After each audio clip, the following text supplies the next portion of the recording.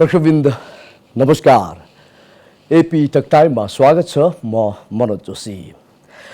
सम्भावनासँगै चुनौती पनि उत्तिकै रहेको कर्णाली प्रदेशको राजधानी रहेको नगरपालिका हो वीरेन्द्रनगर नगरपालिका।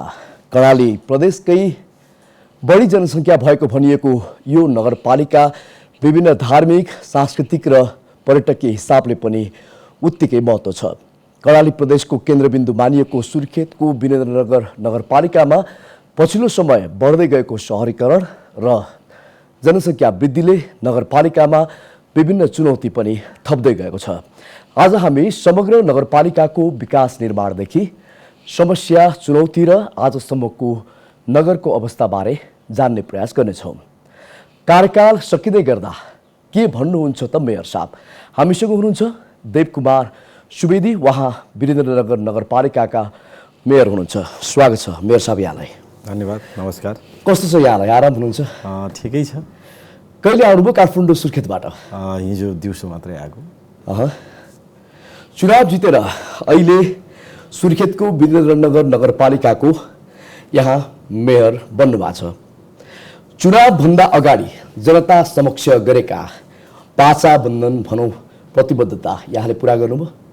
वास्तवमा यहाँले चुनावका अगाडि या घोषणापत्रमा चाहिँ राखिएका वाचा बन्धनहरूको कुरा 100% चाहिँ पुरा गऱ्यौँ भने त मैले यहाँहरूसँग भन्नु हुँदैन। मैले त्यो कुरा चाहिँ छैन। तर तुलनात्मक रूपले वीरेन्द्रनगर नगरपालिकाको नगर प्रमुख भएपछि जुन जुन कामहरू मैले सुरु गर्छु भनेको थिएँ ती कामहरूको चाहिँ कार्य प्रारम्भ भएको छ र केही निर्माण सम्पन्न भएका छन्, केही निर्माणका क्रममा छन् र केही चाहिँ छिट्टै ठेक्का पट्टाएर चाहिँ निर्माण प्रक्रियामा अगाडि बढेका छन्। नगरपालिकाले चाहिँ के गर्यो भन्ने प्रश्न पनि उठ्छ। नगरपालिकाले यानि कि तपाईँ मेयर पछि भएका महत्त्वपूर्ण कामहरू 1, 2, 3 पुनागत रूपमा बताइदिनुहोस्। वास्तवमा हामी सबै स्थानीय सरकारहरूको दायित्व भनेको पहिलो काम भनेको हामी सबैलाई चाहिएको पूर्वाधार विकासकै कुरा हो। खास गरी वीरेन्द्रनगर नगरपालिका कर्णालीको राजधानीका रूपमा रहेको र पहिले पनि मध्यपश्चिमाञ्चल को चाहिँ सदरमुकाम भएको कारणले गर्दा त्यहाँको पूर्वाधार विकास र प्लानिङ सिटीलाई चाहिँ कार्यान्वयन गर्ने कुरा र समग्र त्यहाँका बाटाघाटाहरू पूर्वाधारका लागि चाहिँ खानेपानी, चक्रपथको निर्माण, यी विषयहरू चाहिँ हामीले सुरु गरेका छौँ। यहाँलाई चाहिँ बुदागत भन्दाखेरि हामीले चक्रपथको निर्माण कार्य चाहिँ प्रारम्भ गरेका छौँ र फर्स्ट टर्ममा हामीले ट्र्याक खोल्ने काम सम्पन्न गरेका छौँ। त्यसै गरी सडक वीरेन्द्रनगरका चाहिँ साबिकको वीरेन्द्रनगरको चाहिँ प्लानिङ सिटी थियो र प्लानिङ सिटीमा रहेका सम्पूर्ण सडकहरूलाई चौडा गर्ने, स्तर वृद्धि गर्ने, पिच गर्ने काम अगाडि बढाएका छौँ भने वीरेन्द्रनगर नगरपालिकाका क्षेत्रहरूमा रहेका खास गरी हटलाइन र अन्य क्षेत्रका पूर्वाधार विकासलाई जोड्ने कुरा र प्लानिङलाई कार्यान्वयन गर्ने कुरामा सहरी नापी र अहिले नै हिजो मात्रै हामीले चाहिँ खानेपानी विभाग र वर्ल्ड ब्याङ्कसँग सुर्खेतीहरूको महत्त्वकाङ्क्षी योजनाको रूपमा रहेको भेरी लिफ्टिङ खानेपानी आयोजनाको चाहिँ प्रारम्भिक सम्झौता पनि हामीले गरेका छौँ। म त्यही कामको सिलसिलामा म आएको थिएँ र यी 3टा कामहरू खास गरी पूर्वाधारका हिसाबले सडकहरू निर्माण, चौडा र स्तर वृद्धिको कुरा, खानेपानीको एउटा दीर्घकालीन महत्त्वको रूपमा रहेको भेरी लिफ्टिङको कार्य प्रारम्भ र स्वास्थ्यको हिसाबले हेर्दा समग्र नगरको स्वास्थ्य क्षेत्रको चाहिँ सुधारका निम्ति नगर अस्पतालदेखि लिएर सहरी स्वास्थ्य चौकी लगायतका क्षेत्रमा चाहिँ हामीले काम गरेका छौँ भने त्यो बाहेकको कुरा गर्नुहुन्छ भने वीरेन्द्रनगरलाई एउटा ग्रिन सिटीको रूपमा चाहिँ डेभलप गर्नका लागि चाहिँ महत्त्वपूर्ण काम चाहिँ हामीले अगाडि बढाएका छौँ। करिब अब अहिले कोर एरियामा प्लानिङ क्षेत्रमा हामी सबै ठाउँमा वृक्षारोपण मात्रै होइन कि जोगाउने काम पनि हामीले अगाडि बढाएका छौँ भने फोहोर व्यवस्थापनको पाटोमा ल्यान्डफिल साइट निर्माण र फोहोर सेग्रिगेसनका प्रक्रियालाई चाहिँ अगाडि बढाएको छौँ। जस्तो यहाँले अघि भन्नुभयो चुनावभन्दा अगाडि जाहेर गरेका प्रतिबद्धता 100% पुरा गर्न त सकिएन भन्नुभयो। आजसम्मको यहाँको कामको अवस्था हेर्दाखेरि कति प्रतिशत काम यहाँले गर्नुभयो र हुन नसकेका कामहरू के के छन्? सडक, ढल लगायत यहाँको चक्रपथदेखि लिएर खानेपानीको कुराहरू गर्नुभयो। अरू अन्य हुन नसकेका कामहरू बाँकी थाँती रहेका कामहरू के छन् र के कारणले बाँकी रहे? वास्तवमा अब यहाँले भनेको जस्तै कति काम गरे प्रतिशतमा आफैले मूल्याङ्कन गर्ने विषय होइन, जनताले मूल्याङ्कन गर्छ र नागरिक समाजले नै मूल्याङ्कन गर्ने विषय हो। र जहाँसम्म यहाँले भन्नुभएको कुरा चाहिँ घोषणापत्रका हिसाबले चाहिँ मैले कुरा गर्दै गर्दा म 70+ चाहिँ प्रतिशतका हिसाबले मैले काम गरेको छु भन्ने लाग्छ। किनभने परिवर्तित सन्दर्भमा नयाँ संरचनामा वीरेन्द्रनगरसँग जोडिएर आएका चाहिँ गाविसहरू र ती क्षेत्रहरू जहाँ चाहिँ पूर्वाधारका हिसाबले शिक्षा, स्वास्थ्य, खानेपानी, बत्ती नपुगेका वडाहरू थिए, अहिले ती वडाहरूमा हामी ती संरचनाहरूलाई पुरा गरेका छौँ भने त्यो काम सम्पन्न नहुने कुरा अहिलेको हिसाबले हेर्दा 2-3टा कुराहरू मैले यहाँहरूसँग भन्नुपर्छ। पहिलो कुरा त अब कोरोना महामारी नै भयो। यो हाम्रो कार्यकालमा करिब 3टा लहरहरूलाई हामीले चाहिँ झेल्न पर्यो। त्यसका अलावा समग्रतामा देशको राजनीतिक परिस्थितिका कुरा र कतिपय अवस्थामा राजनीतिक चाहिँ त्यो के भन्छ त्यसलाई वैमनस्यता, जटिलता र हाम्रो चाहिँ यो पार्टीगत प्रणालीका कुराहरूसँग हुन त हामी वीरेन्द्रनगर नगरपालिकामा 3वटा पार्टीका चाहिँ प्रतिनिधिहरूले निर्वाचित भएका छौँ र हामी सबैले 3टै पार्टीका साथीहरू कोअर्डिनेसन गरेर नै काम गर्यौँ। तर तुलनात्मक रूपले यो देशको चाहिँ मूल राजनीतिक थलो सङ्घीय र प्रादेशिक राजनीति यहाँले बुझ्नु भएकै छ। ती सबै कारणले पनि हामीले अपेक्षा गरेका ठुला आयोजनाहरू, खास गरी वीरेन्द्रनगरको चाहिँ मुहार चेन्ज गर्ने भनौँ न, खानेपानीका हिसाबले, सडक निर्माणका हिसाबले, अन्य पूर्वाधार विकासका हिसाबले, अस्पतालको हिसाबले, तपाईँको चाहिँ सहरको बस्ती विकासका हिसाबले यी विषयहरू चाहिँ प्रत्यक्ष स्थानीय सरकारको कारणले मात्रै चाहिँ सम्भावना हुने सम्भावना पनि छैन। कि सहअस्तित्वको सरकारका हिसाबले हेर्दा, लगानीका हिसाबले पनि हामीलाई केही कमी भएको कारणले गर्दा हामीले काम गर्न अलिकति कम, मैले यो पनि भन्नुपर्छ, तुलनात्मक रूपले अरू पालिकाहरूसँग त्यो क्षेत्रसँग रहेका, अब देशैका सबैसँग त भन्न सकिँदैन, जहाँसम्म कोरोनाको म्यानेजमेन्टको कुरा गर्नुहुन्छ भने हामीले भन्न सक्छौँ नेपालकै 1-2-3वटा चाहिँ भित्र चाहिँ पालिकाहरूभन्दा हामीले कम व्यवस्थापन गरेका छैनौँ। सुरुदेखि कोरोनाको चाहिँ स्टार्टदेखि आजका मितिसँग, चाहे त्यो चाहिँ आरडिटी टेस्टको कुरा होस्, चाहे पिसिआर टेस्टको कुरा होस्, या भ्याक्सिन लगाउने कुरा होस्, या चाहिँ तपाईँको चाहिँ पीडितलाई व्यवस्थापन गर्ने कुरा होस्, नगर अस्पताल सञ्चालन गर्ने कुरा होस्, या चाहिँ हाम्रो चाहिँ अक्सिजन प्लान्ट स्वयं चाहिँ पालिकाले सञ्चालन गर्ने कुरा होस्, यी विषयमा चाहिँ हामीले एउटा दृढताका साथ चाहिँ र आम जनताको अपेक्षा अनुसारको काम चाहिँ हामीले गर्न सकेका छौँ।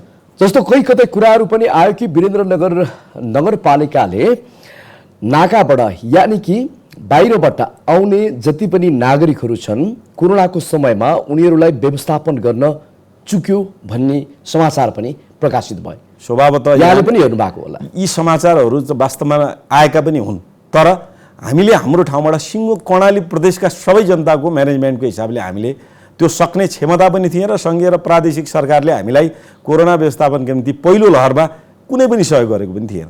तर हामीले निर्धक्कका साथ भन्न सक्छौँ, ढुक्कताका साथ भन्न सक्छौँ, हामी करिब 3500 मान्छेलाई 15 दिन क्वारेन्टाइनमा राखेर उहाँहरूलाई एउटा व्यवस्थित खानपानको व्यवस्थापनसहित स्वास्थ्य परीक्षण गर्ने हामीले गरेका थियौँ। र त्यो आधारबाट हेर्दा हामीले समीक्षा अथवा मूल्याङ्कन गर्ने मापदण्ड बनेको भए हामी ढुक्कताका साथ भन्छौँ, त्यति बेला हाम्रो क्षमता र हामीले जुन चाहिँ काम गऱ्यौँ त्यो एउटा हाम्रो क्षमताको चाहिँ एक हिसाबले भन्ने हो भने पराकाष्ठा नै थियो। किनभने हामीसँग चाहिँ बजेटको व्यवस्थापन पनि थिएन, कोरोना एकैचोटि आएको थियो, इन्टरनल आफ्नो खर्चबाट सयौँ होइन हजारौँ मान्छेहरूलाई जो चाहिँ इन्डियामा गएर स्वदेश फर्किने जुन परिस्थिति पर्यो, त्यो परिस्थितिमा हामीले हाम्रो ठाउँबाट हामीले गरेको क्रियाकलापका हिसाबले हेर्दा आम मान्छेहरू, अब मिडियामा कतिपय अवस्थामा एकजना मान्छेले चाहिँ नपाउँदा पनि त्यो न्युज बन्न सक्छ अथवा बनाइन्छ, तर पनि हामीले हाम्रो ठाउँबाट गरेको कर्मलाई मलाई लाग्छ त्यसमा हामी चाहिँ सन्तुष्ट छौँ। अहिले पनि तपाईँहरू तीव्र गतिमा गइरहनु भएको छ कि अहिले पनि कोरोना महामारी कायम नै छ।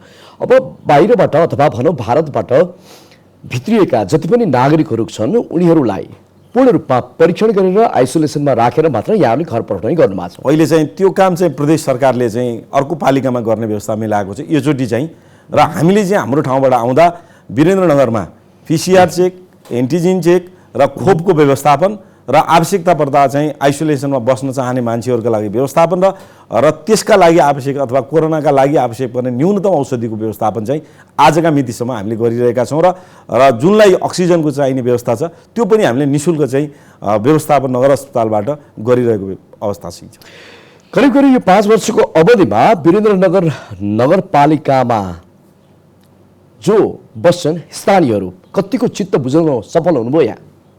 अब एक त अब नेपालको राजनीति र जनप्रतिनिधिलाई हेर्ने दृष्टिकोणै चाहिँ आम जनताको अलिक फरक भएरै गएको छ हैन। तर अब तुलनात्मक रूपले हामीले विकासका आधारहरू इन्डिकेटरबाट चाहिँ हेर्नुपर्छ जस्तो लाग्छ मलाई। व्यक्तिगत रूपमा मैले अब पर्सेन्ट चाहिँ अब त्यो सर्वे गरेपछि नै थाहा हुने विषय हो। तर अब हामीले हाम्रो ठाउँबाट काम गरिरहँदा बहुसङ्ख्यक साथीहरूलाई अथवा जनतालाई हामीले त्यो कुराको चित्त बुझाउन सकेका छौँ भन्ने लाग्छ। तर अहिले पनि हामीले धेरै काम गर्न बाँकी छ। यो आम मान्छेको चित्त बुझाउने कुरा चाहिँ धेरै फरक चिज चाहिँ हो। र अब त्यो आधारबाट कहिलेकाहीँ के हुँदो रहेछ भन्दा ट्र्याक ओपन नहुँदा ट्र्याक चाहिने, गाडी भएको मान्छेलाई पिच बाटो चाहिने, पैदल अथवा भारी बोक्ने मान्छेका लागि न्यूनतम ट्र्याक्टर चल्ने बाटो नै चाहिँ उसको लागि चाहिँ अन्त्य हो भने स्रोत साधन भएको मान्छे र चाहिँ पहुँचमा भएको मान्छेको चाहिँ आवश्यकता एक खालको हुन्छ र आम मान्छेका लागि अथवा चाहिँ मध्यमवर्गीय अथवा निम्न मध्यमवर्गीयहरूको आवश्यकताको प्रक्रिया एउटा हुन्छ। अब सरकारका हिसाबले हेर्दा ग्रेजुअली चाहिँ जाने प्रक्रिया भाउँदा केही चाहिँ विरोधका स्वरहरू पनि उठ्छन् र उठेका छन्। तर मलाई के लाग्छ भन्दा वीरेन्द्रनगरको विकास र पूर्वाधारका हिसाबले हेर्दा चाहे त्यो शिक्षाको कुरा होस्, चाहे स्वास्थ्यको कुरा होस्, चाहे अन्य सडक पूर्वाधारको कुरा होस् या चाहिँ प्राकृतिक संरक्षण र पर्यटन विकासका कुरा हुन्, यी काम चाहिँ हिजोको तुलनामा यो 4 वर्षलाई समीक्षा गर्दा म व्यक्तिगत रूपमा चाहिँ सन्तुष्ट छु र त्यो सन्तुष्टका आधारबाट भोलि पनि फेरि हामीले विकास भनेको निरन्तर चलिरहने प्रक्रिया हो र आवश्यकताका आधारमा विकासका रोजाइहरू पनि चेन्ज हुन्छन्। ती चाहिँ गर्न पर्ने जरुरी त छ। तर हामीले गरेको कामलाई हिजोको तुलनामा हामीले जुन विरासत लिएर हामी चाहिँ निर्वाचित भएर चाहिँ प्रतिनिधिका रूपमा चाहिँ नगरपालिकामा बसेका थियौँ त्यसका आधारबाट हामीले गरेको काम भोलिका दिनमा मूल्याङ्कन हुनेछ। जनताले त्यसलाई सहरता र एउटा सहजतापूर्वक स्वीकार्नेछन् भन्ने चाहिँ मैले विश्वास लिएँ। भनेपछि पछिल्लो अवस्थामा हामी कोही वीरेन्द्रनगर गयौँ भने वीरेन्द्रनगरको मुहार हामीले फेरिएको पाउनेछौँ। निश्चित रूपमा चाहिँ अझ चाहिँ फिनिसिङका हिसाबले अझ चिटिक्क पार्न त बाँकी नै छ। बाँकी छ त्यो कुरामा चाहिँ मैले यहाँसँग ढाँट्न पर्ने कुरा छ। अवरोध केसले गर्यो अनि त्यसको कुरा त दुईटा कुरा हामीले अब एउटा हाम्रो ठेक्का प्रणाली, आर्थिक ऐन र कोरोना र अलिकति हामीले वीरेन्द्रनगरको हकमा हेर्नुहुन्छ भने बजेटको पनि हामीलाई अभाव चाहिँ हो। भनेपछि आजसम्म जति पनि यहाँले चाहिँ कुराहरू गर्नुभयो, जति सडकदेखि लिएर अन्य विकास निर्माणका कुराहरू यो शुद्ध नगरपालिकाकै बजेटमा भएको हो अथवा कुनै परियोजना मार्फत कुनै दात्री निकायको सहयोगमा यहाँले गर्नुभयो? अहिलेसम्मको हिसाबले हेर्दा हामीले नगरपालिकाको आफ्नो स्रोत र प्रदेश सरकारको केही चाहिँ म्याचिङ फन्डको कुरा र सङ्घीय सरकारको जुन हामीले पाउने नियमित बजेट र म्याचिङ फन्ड जो हामीले पाउने छ त्यो आधारको काम गरेका छौँ भने अन्य निकायहरू खास गरी हरियाली प्रवर्धन, पर्यटनको चाहिँ विकास, पर्यटकीय क्षेत्रको विकास र शिक्षा लगायत स्वास्थ्यका क्षेत्रमा चाहिँ केही दात्री निकायको पनि हामीलाई चाहिँ सहयोग रहेको छ। खास गरी चाहिँ वीरेन्द्रनगर हामी आउँदा खुला दिशा, यो देश नै खुला दिशा मुक्त क्षेत्र थियो, तर हामी आउँदा चाहिँ एउटा मात्रै सार्वजनिक शौचालय थियो। तर आजका मितिमा हामी युएनडिपी वीरेन्द्रनगर नगरपालिकाको सहकार्यमा वीरेन्द्रनगरका महत्त्वपूर्ण सबै ठाउँमा हामी सार्वजनिक शौचालय बनाएका छौँ, चलाएका छौँ। त्यसै गरी विभिन्न चाहिँ बस्ने चौतारीहरू, पार्कहरूको निर्माण, यी विषयहरू चाहिँ छ भने फोहोर व्यवस्थापनमा युएनडिपी, एसएनबी लगायतका चाहिँ दात्री निकायहरू अथवा के अरे सहयोगी संस्थाहरूको चाहिँ सहयोगमा र नगरपालिकाको चाहिँ उसमा चाहिँ हामीले काम अगाडि बढाएका छौँ। एउटा चर्चाको विषय सार्वजनिक जग्गा वीरेन्द्रनगरमा बिस्तारै अतिक्रमण बढ्दै गयो र वीरेन्द्रनगर नगरपालिका भित्रको फोहोर व्यवस्थापन पनि पछिल्लो समय उचित ढङ्गले गर्न सकिएन। त्यसको जिम्मेवारी नगरपालिकाले लिनुपर्छ, नगरपालिकाको कमजोरी हो भन्ने जुन भनाइ छ त्यो भनाइलाई यहाँले कसरी स्पष्टीकरण दिन चाहनुहुन्छ? वास्तवमा यहाँले भनेको चाहिँ एउटा कुरा चाहिँ सत्य हो। खास गरी फोहोर व्यवस्थापनको पाटोमा हामी निजी क्षेत्रको सहकार्यसँग अगाडि बढ्ने भन्ने सिङ्गो नगरसभाको निर्णयअनुसार साउन 1 गतेदेखि हामीले ठेक्का प्रणालीमा अगाडि बढ्यौँ र निर्माण ठेक्का प्रणाली लागू भइसकेपछि हामीलाई निजी क्षेत्रले राम्रो काम गर्न सकेन र भर्खरै हामीले ठेक्का तोडेर आफैले कार्यक्रम अगाडि बढाउनेछौँ। मलाई विश्वास छ अबको 15 दिनभित्र त्यो चाहिँ समस्या जनताले गुनासो गर्न पाउने छैनन्। यति कुरा चाहिँ मैले फोहोर व्यवस्थापनको कुरा गरेँ भने फोहोर व्यवस्थापनका निम्ति जुन काम हामीले चाहिँ पूर्वाधारको काम हामीले गरेका छौँ त्यो चाहिँ ऐतिहासिक काम पनि गरेका छौँ। यो सार्वजनिक जग्गा अतिक्रमणको विषयलाई के यो विषय चाहिँ वास्तवमा कहिलेकाहीँ उठ्छ र वीरेन्द्रनगर नगरपालिकामा हामी मात्रै आएपछि एक दूर जग्गा हामीले कतै दिएका पनि छैनौँ र हामीले हाम्रा ठाउँबाट ती अधिग्रहण भएका जग्गालाई क्रमशः हाम्रो ठाउँमा ल्याउने प्रयत्न पनि गरेका छौँ। कतिपय अहिलेको जग्गा ऐनका कारणले चाहिँ भूमि सङ्घीय सरकारका निर्णयका कारणले हाम्रो निर्णयले मात्रै ती जग्गा हामीले प्राप्त अथवा अधिग्रहण हटाउन सक्ने अवस्था पनि छैन। तर पनि हामीले जे जति संरक्षणको काम हामीले गरेका छौँ स्वभावतः गर्वका साथ म यहाँको चाहिँ टेलिभिजन मार्फत भन्न चाहन्छु अहिलेका सार्वजनिक क्षेत्रहरूको संरक्षण कम्पाउन्ड वाल लाउने तिनको प्रवर्धन गर्ने र सार्वजनिक ऐलानीप्रति जग्गाको संरक्षण गर्ने र नगर विकासको क्षेत्रमा रहेका जग्गा एक धुर पनि कसैलाई नदिएर राखेका हिसाबले आफूले त्यो काम चाहिँ गर्न सकेको छु। अब विगतको विरासतको हिसाबले आउँदा केही कमी कमजोरी भएका छन् तिनलाई करेक्सन गर्नुपर्छ र करेक्सन गर्नलाई चाहिँ हामी लागिरहेका छौँ। मेयर साहबले एउटा कार्यक्रममा भन्नुभएको थियो कि वीरेन्द्रनगरमा गुरु योजना अनुसार काम गर्न सकिएन भन्नुभएको थियो। नगरपालिकाको अद्यावधिक र दीर्घकालीन योजना बनाउन नसकिएको वास्तवमा त्यसको दुईटा कारण चाहिँ मैले नेपालकै एउटा महत्त्वाकांक्षी हिसाबले हेर्दा करिब मैले 6 महिना किता काट्नै रोकेर मैले अगाडि काम बढाउन खोजेँ। खास गरी प्लानिङ सिटीको रूपमा साबिकमा चाहिँ साबिकको वीरेन्द्र विस्तारित क्षेत्र उत्तरगङ्गा लाटीकोइली जरबुटा लगायतका क्षेत्रको विस्तारित क्षेत्रको चाहिँ गुरु योजना बनाएर एउटा व्यवस्थित सहरको रूपमा अगाडि बढाउनुपर्छ भन्ने कुरामा चाहिँ सिङ्गो कार्यपालिकालाई एकमत गराएर हामीले त्यो काम चाहिँ अगाडि गऱ्यौँ। तर यो देशको कानुन सङ्घीय जग्गाभित्रको अधिकार सम्पत्तिमाथिको अधिकारका कारणले चाहिँ हामीले त्यो काम चाहिँ अगाडि बढाउन सकेनौँ दुःखका साथ भन्नुपर्छ। तर हामीले एउटा कुराको व्यवस्थित गरेका छौँ। आज वीरेन्द्रनगरको विस्तारित क्षेत्रमा बसेका सम्पूर्ण बनेका बाटाहरूको मापदण्ड तोकेका छौँ। अब बन्ने बाटाहरूको लगतकट्टा हुनेछ र अहिले बनिरहेका बाटाहरू पनि क्रमशः लगतकट्टाको प्रक्रियामा अगाडि गएका छन् र अबको 5 वर्षभित्रमा हामीले जुन काम एउटा समस्यामूलक अवस्थामा गरेका थियौँ त्यसले एउटा राम्रो रिजल्ट चाहिँ दिन्छ भने प्लानिङ क्षेत्रका सबै बाटाहरू चौडा गर्ने मापदण्ड अनुसारका बाटालाई निकास दिने र सहरी नापीको प्रक्रियालाई अगाडि बढाउने। यहाँले भन्नु मैले त्यो किन भनेको हुँ भन्दा सहरी नापी हामीले हाम्रो ठाउँबाट लगानी गर्छौँ हामी गर्छौँ भन्दा पनि गर्न नपाउने यो देशको कानुन छ। त्यस कारणले गर्दा दुःखका साथ ती कार्यान्वयन गर्न हामीले नसकेको खास गरी भूमि सुधार र चाहिँ यो मन्त्रालय अन्तर्गत चाहिँ बनेको नापी कार्यालय मार्फत नै चाहिँ हामीले काम गर्न पर्ने र नापी कार्यालयका कर्मचारीहरू स्थायी रूपमा नभएसम्म हामीले अगाडि बढाउन नपाउने भएको कारणले गर्दा सहरी नापीलाई जुन द्रुत गतिमा हामीले अगाडि बढाउन खोजेका थियौँ त्यो हामीले सकिनौँ। 5वटा वडामा मात्रै कायम भएको छ।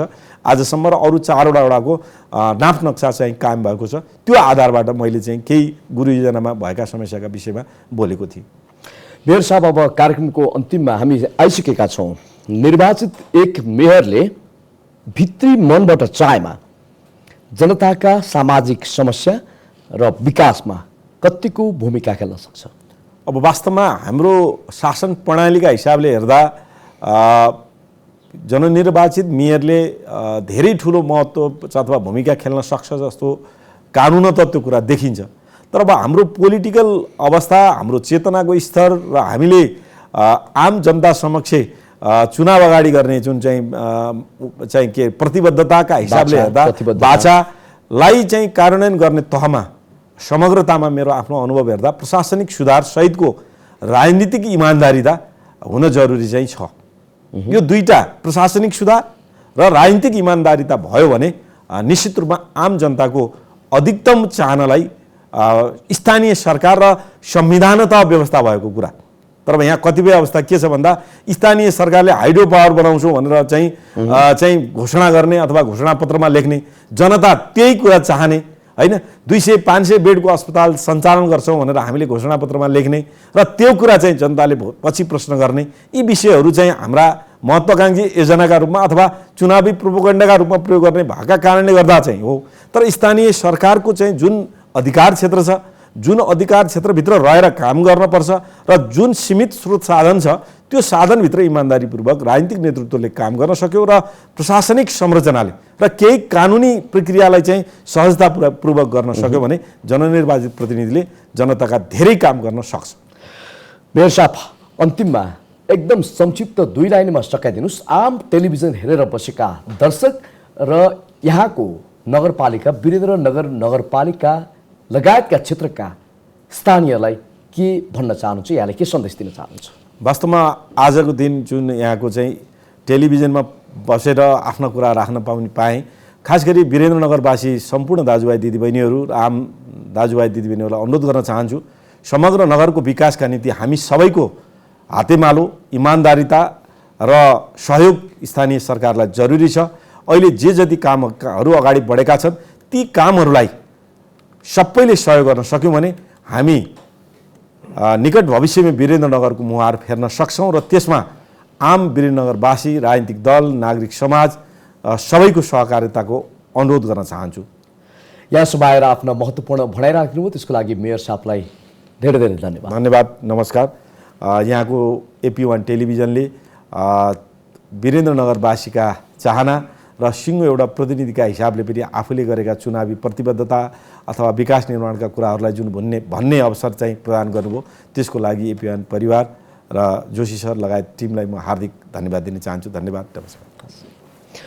दर्शकवृन्द, आज हामीले कुराकानी गऱ्यौँ सुर्खेतको वीरेन्द्रनगर नगरपालिकाको अवस्थाको बारेमा, त्यहाँका समस्या, चुनौती र समाधान के हुन् र आजसम्मको अवधिमा नगरपालिकाले गरेका कामको विवरण के गर्यो र के गर्न बाँकी छ, यिनै विषयमा कुराकानी गर्दै थियो। हामीसँग हुनुहुन्थ्यो देवकुमार सुवेदी, उहाँ वीरेन्द्रनगर नगरपालिकाका मेयर हुनुहुन्छ। AP1 हेर्दै गर्नुहोला। नमस्कार।